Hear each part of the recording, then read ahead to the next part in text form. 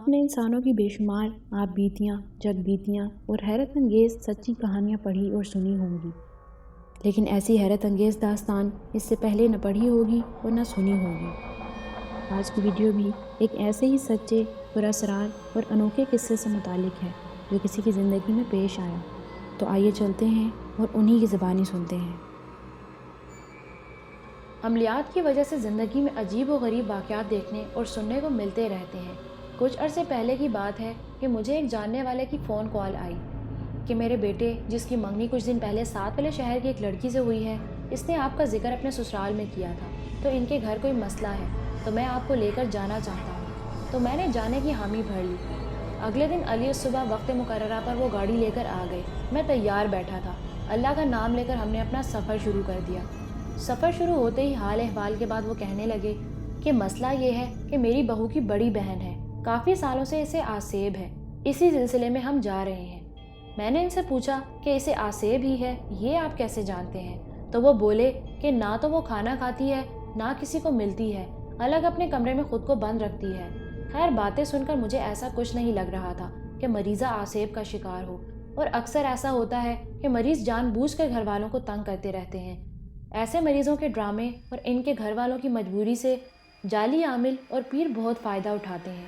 خیر، اس طرح کے مریض ہمیشہ میری اکتاہٹ اور بیزاری کا سبب بنتے ہیں، اور میں ان کے گھر والوں کو لازمی یہ کہہ کر اٹھتا ہوں کہ میرا وقت برباد کرنے کا شکریہ، کہ آپ کے مریض کو ایسا کچھ نہیں ہے۔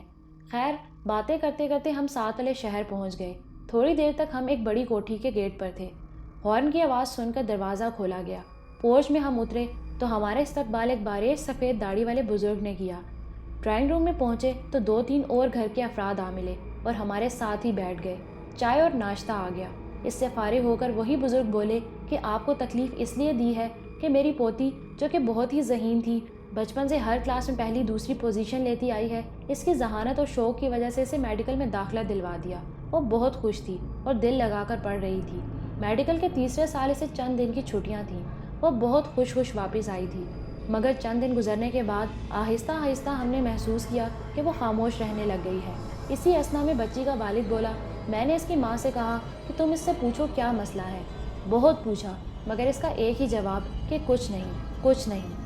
بچی نے خود کو کمرے تک محصور کر لیا۔ کھانے کا کہا جاتا تو کھا لیتی، نہ کہا جاتا تو نہ کھاتی۔ رات کو اگر اس کے کمرے میں کوئی جاتا تو وہ اس کو جاگتے پاتا۔ چھٹی کے آخری دن اس نے پڑھنے سے انکار کر دیا۔ اس کی کیفیت دیکھتے ہوئے ہم نے بھی زبردستی نہ کی۔ فیملی ڈاکٹر سے ٹائم لیا گیا۔ اس نے نفسیاتی معالج کے پاس جانے کا مشورہ دیا۔ نفسیاتی معالج نے کچھ سوال کیے۔ بچی نے بس ایک ہی جواب دیا کہ میرا دل نہیں لگتا۔ ڈاکٹرز نے کہا کہ بے آرامی کی وجہ سے ایسا ہو رہا ہے اور نیند کی دوائی تجویز کر دی۔ جب کسی ڈاکٹر کے پاس جانا ہوتا، وہ ایک بار کہنے پہ ہی تیار ہو جاتی۔ ایک بات ہم نے نوٹس کی جس کی وجہ سے ہمیں لگا کہ شاید کوئی آسیبی مسئلہ ہے۔ جب بھی اس کے کمرے میں کوئی جاتا، اس کو کپڑوں کی الماری جو کہ لکڑی کی ہے، اس کی طرف دیکھ کر ہنستا ہوا پاتا، مگر آنے والے کو دیکھ کر خاموش ہو جاتی۔ اس لیے جو ہمارے پیر صاحب کی وفات کے بعد جو ان کے خلیفہ ہیں، ان کو بلوایا گیا۔ انہوں نے یہ کہا کہ اس پر جادو ہے، کچھ تعویذ دیے اور چلے گئے۔ اس کے بعد کافی سارے عامل بلائے گئے۔ سب نے یہ کہا کہ اس پر جادو ہے، اس لیے ایسا کر رہی ہے۔ جب سے یہ تعویذوں سے علاج شروع کیا ہے، اس نے بالکل ہی کمرے میں خود کو بند کر دیا ہے، اور جب بھی اس کے کمرے میں جائیں، اسے گھٹنوں میں منہ چھپائے آنسو بہاتے ہوئے دیکھتے ہیں۔ اس بات کو 2 سال سے اوپر کا عرصہ گزر چکا ہے۔ اس کے چپ ہونے کے بعد اس کی بیوی آ کر بولی، اگر آپ ہماری مدد کر سکتے ہیں تو آپ کا یہ احسان ہم کبھی نہیں بھولیں گے۔ میں نے ایک کاغذ پینسل منگوانے کو کہا اور بچی کا مکمل حساب کر کے دیکھا تو نہ کوئی نفسیاتی بیماری نکلی اور نہ ہی جادو ٹونا، اگر نکلا تو آسیب کا اثر۔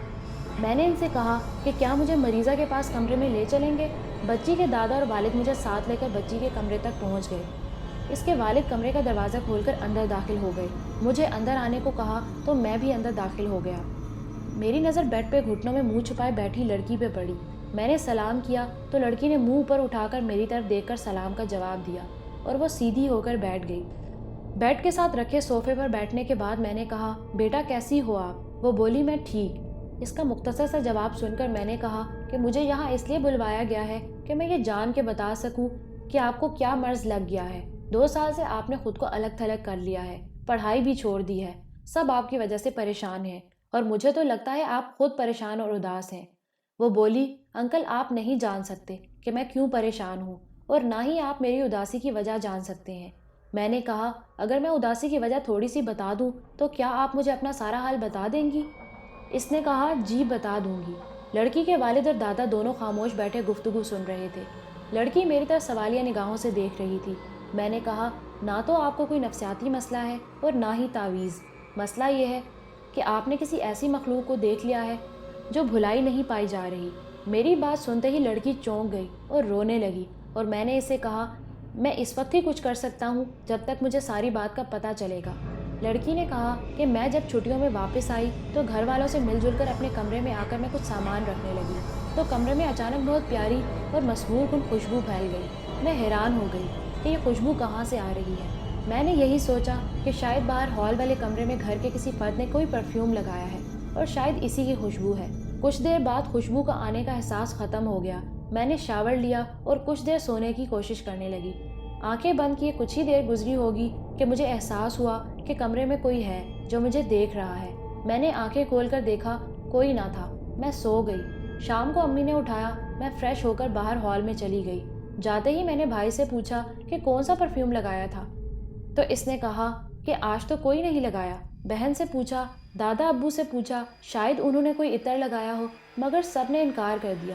رات کا کھانا وغیرہ کھا کر میں جلد اٹھ کر اپنے کمرے میں آ گئی۔ میں نے الماری کھولی اور اپنے کپڑے بیگ سے نکال کر الماری میں رکھنے لگی کہ اچانک دوبارہ سے وہی خوشبو میرے کمرے میں پھیل گئی۔ میں حیران تھی کہ یہ خوشبو کہاں سے آ رہی ہے، اتنی مسحور کن خوشبو کہ میں بتا نہیں سکتی۔ میں بیٹھ گئی اور آرام آرام سے ناک سے سانس لینے لگی۔ میرا دل چاہ رہا تھا کہ میں اس خوشبو کو اپنے اندر سما لوں۔ آہستہ آہستہ تھوڑی دیر بعد خوشبو آنی بند ہو گئی۔ میں اٹھی اور میں نے کپڑے الماری میں دوبارہ رکھنا شروع کر دیے۔ کپڑے رکھ کر میں واپس مڑی تو میری نظر بیڈ پر پڑی۔ اس پر ایک طے شدہ کاغذ پڑا تھا۔ میں نے وہ کھولا تو اس پہ السلام علیکم لکھا تھا۔ میں حیران تھی کہ یہ کہاں سے آیا۔ میں نے اسے کمرے میں پڑی ڈسٹ بن میں پھینک دیا۔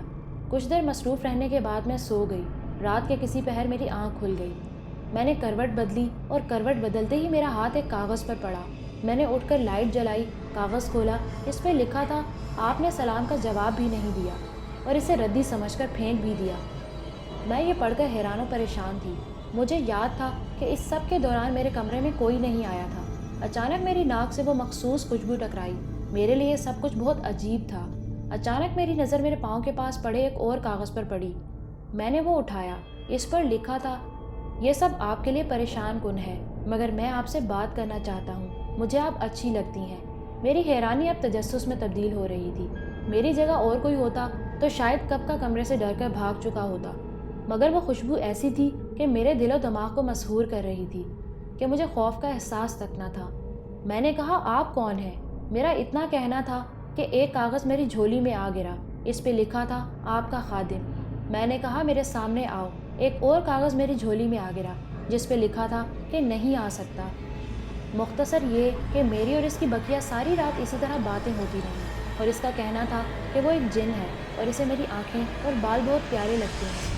جب صبح ہوئی تو وہ یہ کہہ کر چلا گیا کہ جلدی واپس آتا ہوں۔ وہ تو چلا گیا، ساتھ ہی خوشبو بھی، اور مجھے یوں لگا جیسے میں اکیلی رہ گئی ہوں۔ پھر وہ 2 دن نہیں آیا۔ میں ان 2 دنوں بہت بے چین رہی۔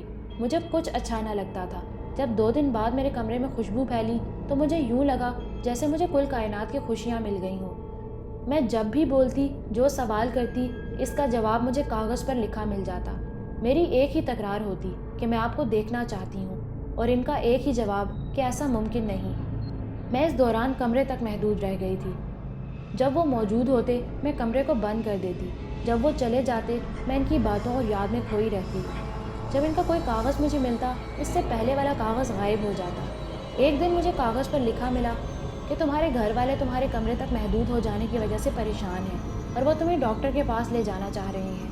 وہ تمہارا جو علاج کروائیں خاموشی سے کروا لینا۔ میں نے حامی بھر لی۔ ایک دن میں نے ان سے کہا کہ آپ کو میری قسم میرے سامنے آئے۔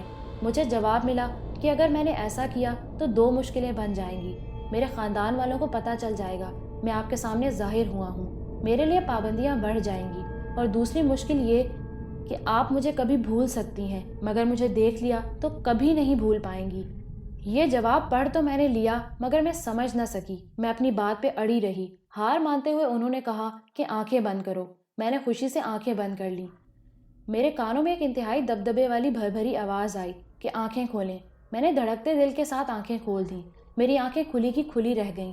میرا دل چاہ رہا تھا کہ وقت رک جائے اور یہ لمحہ قید ہو جائے۔ اتنی خوبصورت شکل میں نے زندگی میں نہیں دیکھی تھی اور میں یہ بیان کرنے سے قاصر ہوں۔ اسی لمحے کچھ عجیب سا ہوا۔ میرے کمرے میں دھواں بھرنا شروع ہو گیا۔ میں نے ان کے چہرے پر بے حد پریشانی دیکھی اور اچانک وہ میری نظروں سے غائب ہو گئے۔ میں پریشانی اور افسردگی سے ادھر ادھر دیکھنے لگی، مگر وہ جا چکے تھے۔ دھواں بھی اچانک سے غائب ہو گیا۔ اس واقعہ کے کئی دن بعد تک میرا ان سے رابطہ نہ ہوا۔ میری مانو تو جیسے میری دنیا لٹ گئی ہو۔ میں نے خود کو کمرے میں بالکل بند کر دیا۔ میں اپنی نادانی پہ سارا دن روتی رہتی۔ میں نے گھر والوں کو کالج جانے سے منع کر دیا۔ کئی ہفتے گزر گئے۔ ایک رات میں بیٹھی رو رہی تھی کہ اچانک ان کی آمد کی خوشبو کا احساس ہوا۔ میں چونک کر خوشی سے ادھر ادھر دیکھنے لگی۔ مجھے خوشبو آ رہی تھی۔ میں ان کا نام پکارنے لگی، مگر مجھے کوئی جواب نہیں مل رہا تھا۔ کئی منٹ گزر گئے۔ اب میری خوشی بے چینی اور پریشانی میں بدل چکی تھی۔ میں کافی دیر ان کا نام لے لے کر پکارتی رہی، مگر جواب نہ ملا۔ اب اچانک خوشبو کا احساس آنا کم ہو گیا۔ خوشبو آ تو رہی تھی، مگر بہت کم۔ اچانک میری نظر بیٹھ کے سائڈ ٹیبل پر پڑی۔ وہاں ایک کاغذ پڑا تھا۔ میں نے جلدی سے اسے اٹھا کر کھولا۔ اس پر لکھا تھا، میں نے آپ سے کہا تھا کہ آپ کے سامنے آنے سے میرے لیے پریشانیاں بڑھ جائیں گی۔ میری قوم کو اسی وقت میری اس حرکت کا پتہ چل گیا تھا۔ اب فیصلہ یہ ہوا ہے کہ اب کبھی اگر میں نے آپ سے رابطہ رکھا تو میرے ساتھ آپ کو بھی سزا ملے گی، اور میں یہ نہیں چاہتا۔ آخری سانس تک آپ کو یاد رکھوں گا، مگر آپ مجھے بھول جانا۔ میری خوشبو میرے اس آخری پیغام سے ہمیشہ آتی رہے گی۔ اللہ حافظ۔ اس رکا کو پڑھ کر میری دنیا ویران ہو گئی۔ میرے گھر والے مجھے جب کسی علاج کا کہہ دیتے، میں چپ کر کے کروا لیتی۔